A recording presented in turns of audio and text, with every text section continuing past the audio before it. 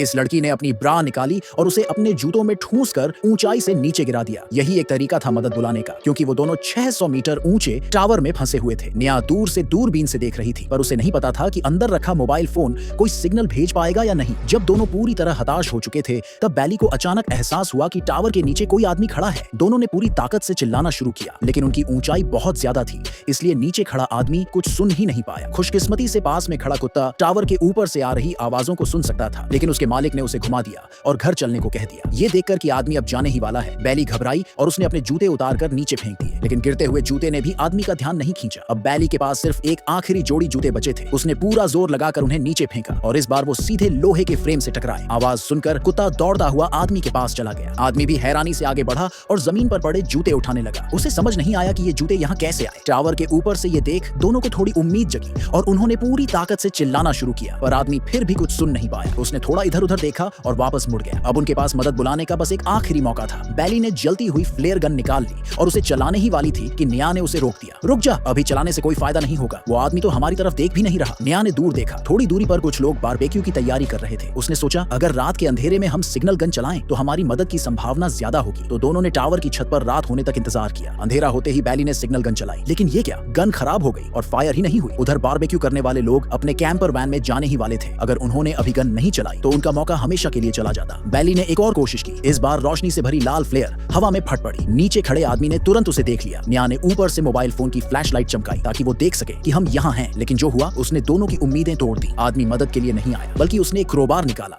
और उनकी गाड़ी का शीशा तोड़कर उसे चुरा लिया। साले हरामी, नेहा गुस्से में चिल्लाई। आदमी ने गाड़ी चुराने के बाद ऊपर देखते हुए मिडिल फिंगर दिखा दी और चला गया। उन्होंने टावर के ऊपर बैठे दोनों को एकदम तोड़कर रख दिया। न सिर्फ मदद नहीं आई, बल्कि उनकी गाड़ी भी चली गई। अब उनके पास कोई रास्ता नहीं बचा। अगली सुबह तक भी उन्हें कोई बचाने नहीं आया, यानी कि मोबाइल फोन गिरते ही टूट गया होगा और उसने कोई सिग्नल नहीं भेजा। अगर यही हाल रहा तो वो दोनों प्यास से तड़प तड़प कर मरने वाले थे। अब नेहा ने एक खतरनाक आइडिया दिया, हमें नीचे उतरकर अपने बैग लेने होंगे। अगर रस्सी बैग तक पहुंच गई तो नेहा उसे खींचकर ऊपर ले आएगी, लेकिन बैली को ये आइडिया बहुत रिस्की लगा। अगर रस्सी टूट गई तो तू सीधे नीचे गिरेगी, लेकिन नेहा के दिमाग में ठान लिया था अगर रिस्क नहीं लिया तो हम वैसे भी मर जाएंगे। उसने रस्सी को मजबूत से बांधा और नीचे उतरना शुरू कर दिया। थोड़ा नीचे जाते ही अचानक एक हादसा हो गया, पर नेहा का दिमाग और हौसला मजबूत था। उसने खुद को संभाला और धीरे धीरे नीचे उतरती रही। कुछ ही मिनटों में वो बैग के बेहद करीब पहुंच गई, पर वो अब भी कुछ मीटर दूर था। वो जितना हाथ बढ़ा सकती थी उसने बढ़ाया, लेकिन बैग पकड़ में नहीं आया। अब नेहा ने एक पागलपन भरा फैसला लिया। उसने अपनी सेफ्टी रोप खोल दी। बिना किसी सेफ्टी के बैली हैरान रह गई। अब नेहा हवा में झूल रही थी और उसने बैग पकड़ने के लिए कूदने का फैसला कर लिया।